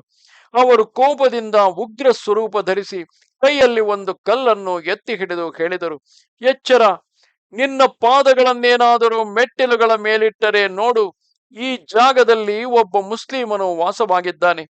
ನೀನಾದರೂ ಒಬ್ಬ ಉಚ್ಚ ವರ್ಣದ ಬ್ರಾಹ್ಮಣ, ನಾನಾದರೂ ನೀಚರಲ್ಲಿ ನೀಚನಾದ ಒಬ್ಬ ಯವನ. ನಿನಗೆ ಮೈಲಿಗೆಯಾಗುವೆ, ಹಿಂದೆ ಹೋಗು. ಆ ಕ್ರೋಧಿತ ಸ್ವರೂಪವು ಮತ್ತೊಂದು ಪ್ರಳಯ ಸ್ವರೂಪವಾಗಿತ್ತು. ಅಲ್ಲಿದ್ದ ದರ್ಶಕರು ಹೆದರಿಕೆಯಿಂದ ನಡುಗುತ್ತಿದ್ದರು ಮತ್ತು ಮೇಘಾನು ಕಂಪಿಸುತ್ತಿದ್ದನು. ಆದರೆ ಕ್ರೋಧವು ಬಹಳ ತೋರಿಕೆಯದಾಗಿತ್ತು. ಅವರ ಅಂತರಂಗ ಮಾತ್ರ ದಯೆಯಿಂದ ಉಕ್ಕಿ ಬರುತ್ತಿತ್ತು. ಮೇಘಾನು ವಿಸ್ಮಯ ನಿರ್ಭರನಾದನು. ಅವರು ತನ್ನ ಅವರು ನನ್ನ ಅಂತರಂಗದ ಯೋಚನೆಗಳನ್ನು ಹೇಗೆ ತಿಳಿದುಕೊಂಡರು? ಕೇಡಗಾಮ ಮತ್ತು ಅಹಮದ್ ನಗರಗಳ ನಡುವಿನ ದೂರವು ಸಾಕಷ್ಟಿತ್ತು. ಅವರು ನನ್ನ ಮನಸ್ಸು ಸಂಶಯಗಳಿಂದ ಕೂಡಿರುವುದನ್ನು ತಿಳಿದುಕೊಂಡಂತೆ ಕಾಣುತ್ತದೆ. ಬಾಬಾರವರು ಅವನನ್ನು ಹೊಡೆಯಲು ಧಾವಿಸುತ್ತಿರುವಂತೆಯೇ ಮೇಘಾನ ಧೈರ್ಯವು ಉಡುಗಿ ಹೋಯಿತು. ಅವನು ಒಂದೊಂದೇ ಹೆಜ್ಜೆಯನ್ನು ಹಿಂದಕ್ಕೆ ಇಡುತ್ತಾ ಹಿಂದೆ ಚಲಿಸಿದನು. ಅವನಿಗೆ ಮುಂದೆ ಹೋಗುವ ಧೈರ್ಯ ಇರಲಿಲ್ಲ. ಅವನು ಇದೇ ರೀತಿ ಕೆಲವು ದಿನಗಳನ್ನು ಕಳೆದನು. ಅವನು ಬಾಬಾರವರ ವಿವಿಧ ಮನೋವೃತ್ತಿಗಳನ್ನು ನೋಡುತ್ತಿದ್ದನು. ತನ್ನ ಕೈಲಾದಷ್ಟು ಸೇವೆ ಸಲ್ಲಿಸುತ್ತಿದ್ದನು. ಆದರೆ ದೃಢ ವಿಶ್ವಾಸವನ್ನು ಬೆಳೆಸಲಾಗಲಿಲ್ಲ. ಅನಂತರ ಅವನು ಮನೆಗೆ ಹಿಂತಿರುಗಿದನು. ಅಲ್ಲಿ ಅವನು ಅಸ್ವಸ್ಥನಾಗಿದ್ದು ಹಾಸಿಗೆ ಹಿಡಿದನು. ಅಲ್ಲಿ ಅವನು ಬಾಬಾರವರ ಬಗ್ಗೆ ಧ್ಯಾನ ಮಾಡಲು ಪ್ರಾರಂಭಿಸಿದನು ಮತ್ತು ಕೆಲವು ದಿನಗಳಲ್ಲಿ ಶಿರಡಿಗೆ ವಾಪಸ್ಸಾದನು. ಈ ಸಲ ಬಂದಾಗ ಅಲ್ಲೇ ಇರಲು ಇಷ್ಟಪಟ್ಟನು. ಸಾಯಿಯ ಅನನ್ಯ ಭಕ್ತನಾದನು. ಅವನಿಗೆ ಸಾಯಿಯನ್ನು ಬಿಟ್ಟರೆ ಬೇರೆ ದೇವರಿರಲಿಲ್ಲ. ಮೇಘಾನು ಈಗಾಗಲೇ ಶಂಕರನ ಭಕ್ತನಾಗಿದ್ದನು. ಅವನು ಸಾಯಿ ಚರಣಗಳಲ್ಲಿ ಅನುರಕ್ತನಾದಾಗ ಸಾಯಿನಾಥರನ್ನು ಶಂಕರನೆಂದೇ ಭಾವಿಸಿದನು. ಅವರೇ ಅವನ ಉಮಾನಾಥರಾಗಿದ್ದರು. ಮೇಘಾನು ಹಗಲು ರಾತ್ರಿ ಒಂದೇ ಸಮನೆ ಸಾಯಿ ಶಂಕರನೆಂದೇ ಜಪಿಸುತ್ತಿದ್ದನು. ಅವನ ಅಂತರಾತ್ಮವು ಈ ಸ್ವರೂಪದಲ್ಲಿ ಲೀನವಾಗಿತ್ತು. ಅವನ ಚಿತ್ತವು ನಿಷ್ಕಲ್ಮಶವಾಗಿಯೂ ಪಾಪರಹಿತವಾಗಿಯೂ ಇತ್ತು. ಅವನು ಸಾಯಿಯ ಅನನ್ಯ ಭಕ್ತನಾದನು. ಅವನು ಸಾಯಿಯನ್ನು ಪ್ರತ್ಯಕ್ಷ ಶಂಕರನೆಂದು ಭಾವಿಸಿದ್ದನು. ಅವನ ಜಪ ಶಂಕರ ಶಂಕರ ಎನ್ನುವುದು ಪ್ರತಿಧ್ವನಿಸುತ್ತಿತ್ತು. ಅವನು ಬೇರೆ ಇನ್ನು ಯಾವುದೇ ದೈವವನ್ನು ನಂಬಲಿಲ್ಲ. ಅವನಿಗೆ ಸಾಯಿಯ ಪೂಜೆಯು ದೇವರ ಪೂಜೆಯಾಗಿತ್ತು.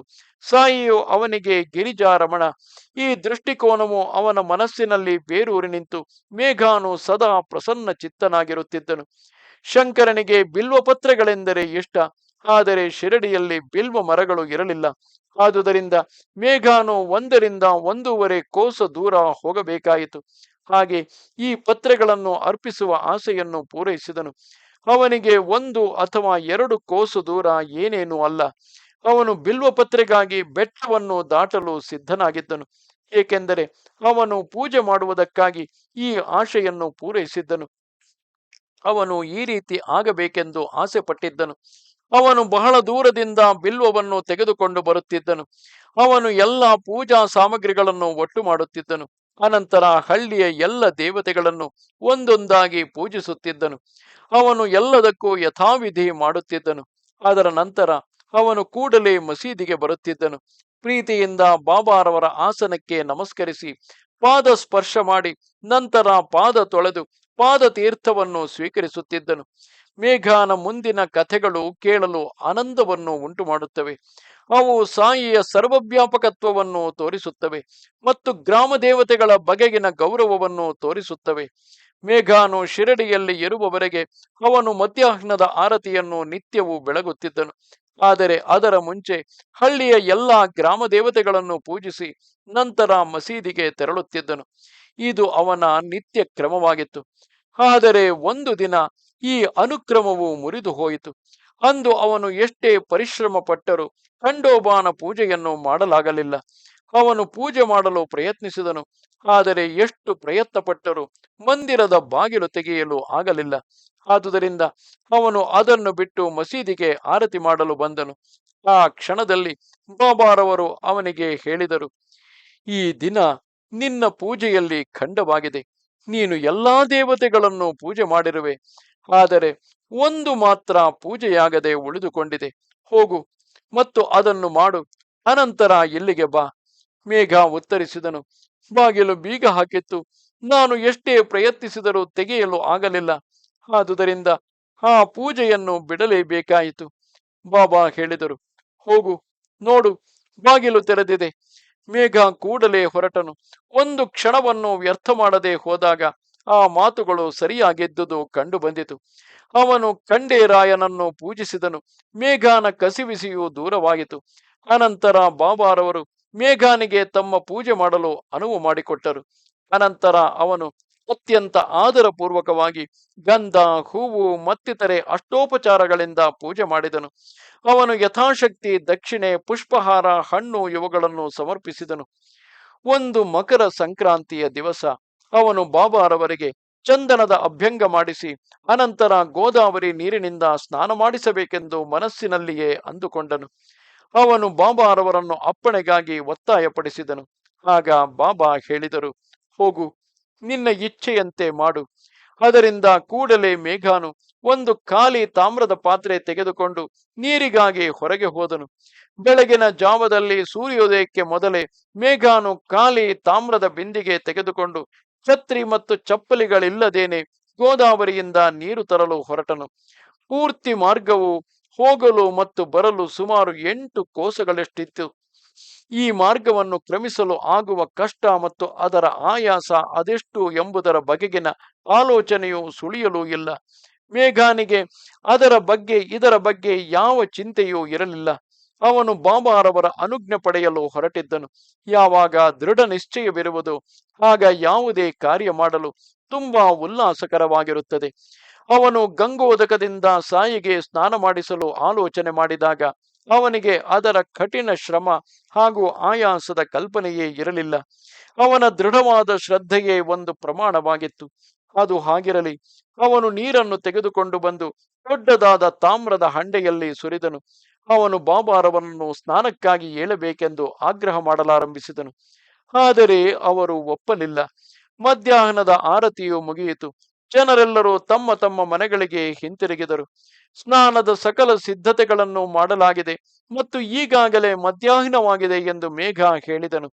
ಮೇಘಾನ ಅತ್ಯಾಗ್ರಹವನ್ನು ನೋಡಿ ಲೀಲಾ ವಿಗ್ರಹಿಯಾದ ಸಾಯಿಯು ಸುಮ್ಮನೆ ಆಡುವ ಜಗಳದಂತೆ ಮೇಘಾನ ಕೈಗಳನ್ನು ತಮ್ಮ ಕೈಗಳಲ್ಲಿ ಹಿಡಿದು ಹೇಳಿದರು, ನನಗೆ ಗೋದಾವರಿ ನೀರಿನ ಸ್ನಾನ ಬೇಡವಪ್ಪ. ಅದೆಂತಹ ಮುಗ್ಧ ನೀನು. ನನ್ನಂತಹ ಫಕೀರನಿಗೆ ಏಕೆ ಗಂಗಾ ಸ್ನಾನ? ಅದು ನನಗೇಕೆ ಬೇಕು? ಆದರೆ ಮೇಘಾನು ಏನನ್ನು ಕೇಳಲು ಸಿದ್ಧನಿರಲಿಲ್ಲ. ಏಕೆಂದರೆ ಅವನು ಬಾಬಾರವರನ್ನು ತನ್ನ ಶಂಕರನೆಂದೇ ಭಾವಿಸಿದ್ದನು. ಅವನಿಗೆ ತಿಳಿದಿದ್ದು ಇಷ್ಟೇ, ಶಂಕರನು ಗಂಗಾ ಜಲದಿಂದ ಪ್ರೀತನಾಗುತ್ತಾನೆ ಎಂಬುದು.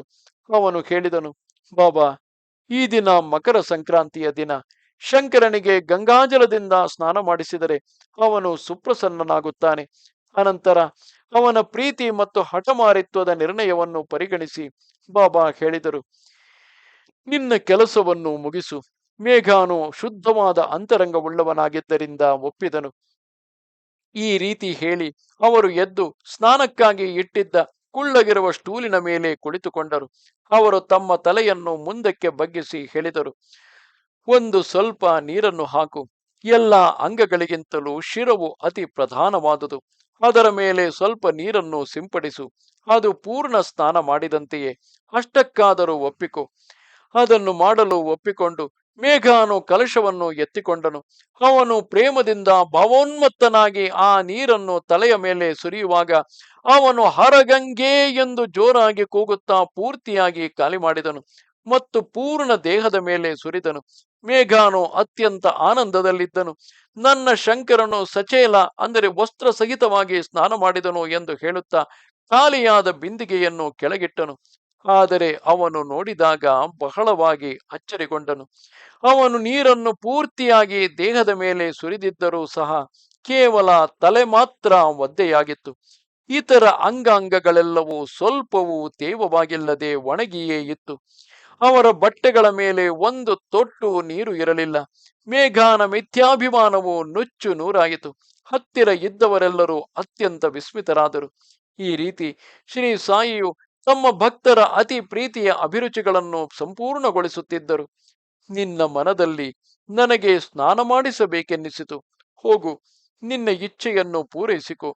ಹಾಗೆಯೇ ನಿನಗೆ ಸುಲಭವಾಗಿ ನನ್ನ ಅಂತರಂಗದ ಶಕ್ತಿಗಳ ಅರಿವುಂಟಾಗುತ್ತದೆ. ಬಾಬಾ ಇದನ್ನು ಲೀಲೆಯಿಂದ ಹೇಳಿದರೆಂದು ತಿಳಿಸಿದರೆಂದು ತೋರುತ್ತದೆ. ಇದು ಸಾಯಿ ಭಕ್ತಿಯ ತತ್ವ. ಕೇವಲ ಸುದೈವವಶಾತ್ ಅವರ ಸಮಾಗಮ ಉಂಟಾಗುತ್ತದೆ. ಅನಂತರ ಸಾಧಿಸಲಾಗದೆ ಇರುವುದು ಯಾವುದೂ ಇಲ್ಲ. ಕ್ರಮೇಣ ಎಲ್ಲವೂ ಅತಿ ಸುಲಭವಾಗುತ್ತದೆ. ಸಹಜವಾಗಿಯೇ ಎದ್ದಾಗ, ಕುಳಿತಾಗ, ಮಾತನಾಡುವಾಗ, ಬೆಳಗ್ಗೆ ಮತ್ತು ಮಧ್ಯಾಹ್ನದ ವೇಳೆ ನಡೆಯಲು ಹೋದಾಗ ಎಲ್ಲ ಸಮಯದಲ್ಲೂ ಭಕ್ತನಿಗೆ ಶ್ರದ್ಧೆ ಮತ್ತು ತಾಳ್ಮೆ ಇದ್ದಲ್ಲಿ ಅವನು ತಾನು ಇಚ್ಛಿಸಿದ್ದನ್ನು ಪಡೆಯುತ್ತಾನೆ. ಯಾವುದಾದರೊಂದು ಶಕ್ತಿಯೋ ಅಥವಾ ಪವಾಡ ಸದೃಶ ಚಿಹ್ನೆಯೋ ನಿತ್ಯ ವ್ಯವಹಾರದಲ್ಲಿ ಗೋಚರವಾಗುತ್ತಿತ್ತು. ಕ್ರಮೇಣ ಬಾಬಾ ಅಂತರಾಳದ ಆಸಕ್ತಿಯನ್ನು ಹುಟ್ಟಿಸಿ ಪಾರಮಾರ್ಥಿಕ ವಿಚಾರಗಳನ್ನು ಅರ್ಥ ಮಾಡಿಕೊಳ್ಳುವಂತೆ ಮಾಡುತ್ತಿದ್ದರು. ಮೇಘಾನ ಮತ್ತೊಂದು ಕಥೆಯು ಎದ್ದು ಶ್ರೋತೃಗಳನ್ನು ಅತ್ಯಂತ ಸಂತೋಷಪಡಿಸುತ್ತದೆ. ಸಾಯಿಯ ಭಕ್ತ ವಾತ್ಸಲ್ಯ ಇನ್ನೂ ಹೆಚ್ಚು ಸಂತೋಷವನ್ನು ಉಂಟು ಮಾಡುತ್ತದೆ. ನಾನಾ ಅಂದರೆ ಚಂದೋರ್ಕರ್ ಹೊಸದಾಗಿ ಕೊಟ್ಟಿದ್ದ ಬಾಬಾರವರ ಒಂದು ದೊಡ್ಡ ಭಾವಚಿತ್ರವನ್ನು ಮೇಘಾನು ವಾಡಾದಲ್ಲಿಟ್ಟು ನಿತ್ಯವೂ ಭಕ್ತಿಯಿಂದ ಪೂಜಿಸುತ್ತಿದ್ದನು. ಮಸೀದಿಯಲ್ಲಿರುವ ಜೀವಂತ ಮೂರ್ತಿಯನ್ನು ವಾಡಾದಲ್ಲಿ ಇಟ್ಟಿದ್ದ ತದ್ರೂಪವೆಂಬಂತಹ ಭಾವಚಿತ್ರವನ್ನು ಎರಡೂ ಕಡೆ ಹಗಲು ರಾತ್ರಿ ಪೂಜಿಸುತ್ತಿದ್ದನು. ಆರತಿ ಬೆಳಗುತ್ತಿದ್ದನು. ಈ ರೀತಿ ದೇವರ ಸೇವೆ ನಡೆಯುತ್ತಾ 12 ತಿಂಗಳು ಕಳೆದ ಮೇಲೆ ಒಂದು ದಿನ ಬೆಳಗಿನ ಜಾವದಲ್ಲಿ ಮೇಘಾನು ಎಚ್ಚರವಾಗಿರಲು ಒಂದು ದೃಶ್ಯವನ್ನು ಕಂಡನು. ಮೇಘಾನು ಹಾಸಿಗೆಯ ಮೇಲೆ ಮಲಗಿದ್ದವನು ಮತ್ತು ತನ್ನ ಕಣ್ಣುಗಳನ್ನು ಮುಚ್ಚಿಕೊಂಡಿದ್ದರೂ ಸಹ ಅಂತರಂಗದಲ್ಲಿ ಪೂರ್ಣವಾಗಿ ಎಚ್ಚರಗೊಂಡಿದ್ದು ಬಾಬಾರವರ ಆಕೃತಿಯನ್ನು ಸ್ಪಷ್ಟವಾಗಿ ಕಂಡನು. ಬಾಬಾರವರಿಗೂ ಅವನು ಎಚ್ಚರಗೊಂಡಿದ್ದನೆಂದು ತಿಳಿದಿತ್ತು. ಅನಂತರ ಅವರು ಹಾಸಿಗೆಯ ಮೇಲೆ ಅಕ್ಷತೆಯನ್ನು ಹರಡಿ ಹೇಳಿದರು, ಮೇಘ, ಒಂದು ತ್ರಿಶೂಲವನ್ನು ಬರಿ ಎಂದು ಹೇಳಿ ಕೂಡಲೇ ಮಾಯವಾದರು. ಬಾಬಾರವರ ಈ ಮಾತುಗಳನ್ನು ಕೇಳಿ ಮೇಘಾನು ಅತಿ ಉಲ್ಲಾಸದಿಂದ ಕಣ್ಣುಗಳನ್ನು ತೆರೆದನು. ಬಾಬಾರವರು ಅಂತರ್ಧಾನರಾದದ್ದನ್ನು ನೋಡಿ ವಿಸ್ಮಯಗೊಂಡನು. ಅನಂತರ ಮೇಘಾನು ಸುತ್ತಮುತ್ತ ನೋಡಿದನು. ಅಲ್ಲಿ ಅಕ್ಷತೆಯು ಹಾಸಿಗೆಯ ಮೇಲೆ ಎಲ್ಲಾ ಕಡೆ ಚೆಲ್ಲಾಡಿತ್ತು. ವಾಡಾದ ಬಾಗಿಲುಗಳು ಮುನ್ನಿನಂತೆಯೇ ಮುಚ್ಚಿದ್ದವು. ಅದರಿಂದ ಅವನಿಗೆ ಗಲಿಬಿಲಿಯುಂಟಾಯಿತು. ಅವನು ಕೂಡಲೇ ಮಸೀದಿಗೆ ಹೋದನು. ಬಾಬಾರವರ ದರ್ಶನ ತೆಗೆದುಕೊಳ್ಳುವಾಗ ಮೇಘಾನು ಅವರಿಗೆ ತ್ರಿಶೂಲದ ಕಥೆಯನ್ನು ತಿಳಿಸಿದನು ಮತ್ತು ಅದನ್ನು ಬರೆಯಲು ಅಪ್ಪಣೆ ಕೇಳಿದನು. ಮೇಘಾನು ಆ ದೃಷ್ಟಾಂತವನ್ನು ವಿವರವಾಗಿ ತಿಳಿಸಿದನು. ಬಾಬಾ ಹೇಳಿದರು, ಅದು ಕೇವಲ ದೃಷ್ಟಾಂತವೇಕೆ? ನಿನಗೆ ನನ್ನ ಮಾತುಗಳು ಕೇಳಿಸಲಿಲ್ಲವೇ?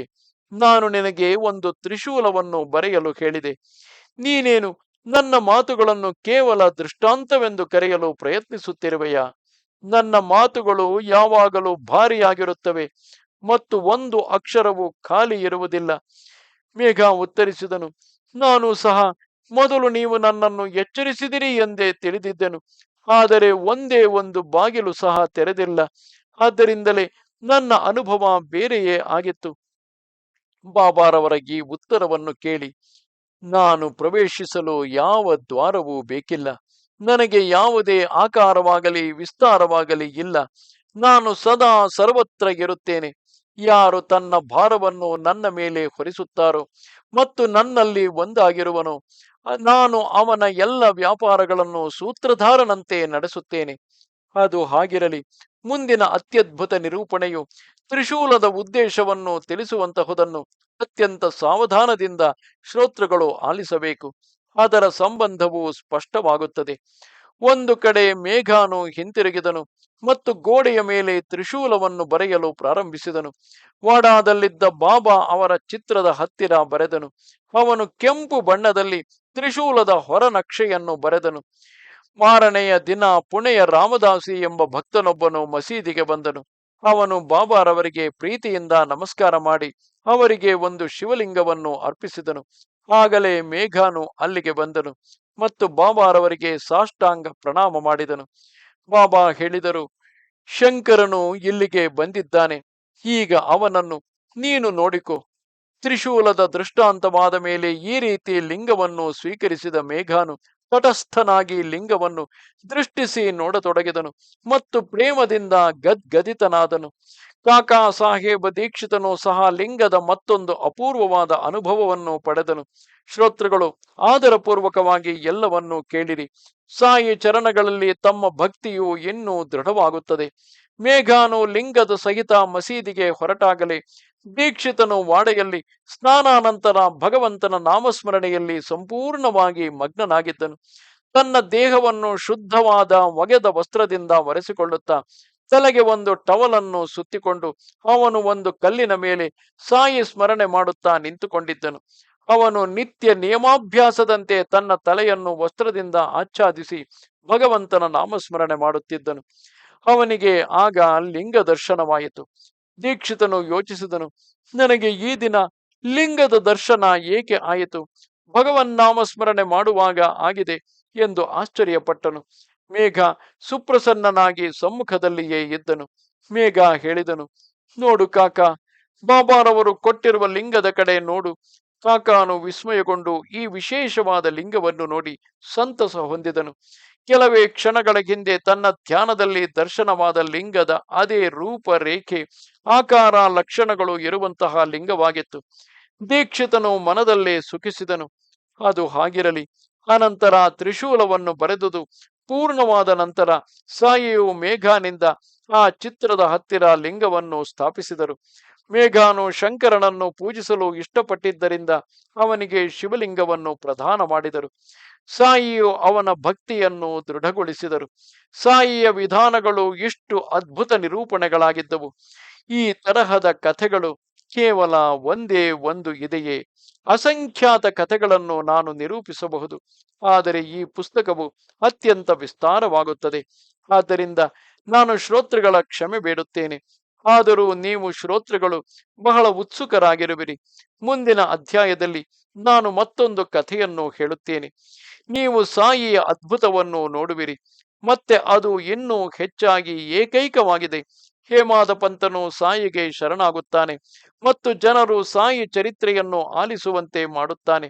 ಅದರಿಂದ ಭವಸಾಗರದ ಆಪತ್ತುಗಳು ನಾಶವಾಗುತ್ತವೆ ಮತ್ತು ಎಲ್ಲರ ಸಂಕಟಗಳು ದೂರವಾಗುತ್ತವೆ. ಎಲ್ಲರಿಗೂ ಶುಭವಾಗಲಿ. ಸಂತರು ಮತ್ತು ಸಜ್ಜನರಿಂದ ಪ್ರೇರಿತನಾದ ಭಕ್ತ ಹೇಮಾದ ಪಂತನು ರಚಿಸಿದ ಶ್ರೀ ಸಾಯಿ ಸಮರ್ಥ ಸಚ್ಚರಿತೆಯ ದರ್ಶನಗಳ ನಿರೂಪಣೆ ಎಂಬ 28ನೆಯ ಅಧ್ಯಾಯವು ಇಲ್ಲಿಗೆ ಮುಗಿಯಿತು. ಶ್ರೀ ಸಮರ್ಥ ಸದ್ಗುರು ಸಾಯಿನಾಥರ ಚರಣಗಳಿಗೆ ಸಮರ್ಪಣವಾಗಲಿ. ಸನ್ಮಂಗಳವಾಗಲಿ. ನಮಸ್ತೆ ಶಾರದೆ ದೇವಿ, ಕಾಶ್ಮೀರ ಪುರವಾಸಿನಿ. ತ್ವಾಮಹಂ ಪ್ರಾರ್ಥಯೇ ನಿತ್ಯಂ. ವಿದ್ಯಾದಾನಂಚ ದೇಹಿಮೆ. ನಮಸ್ಕಾರ.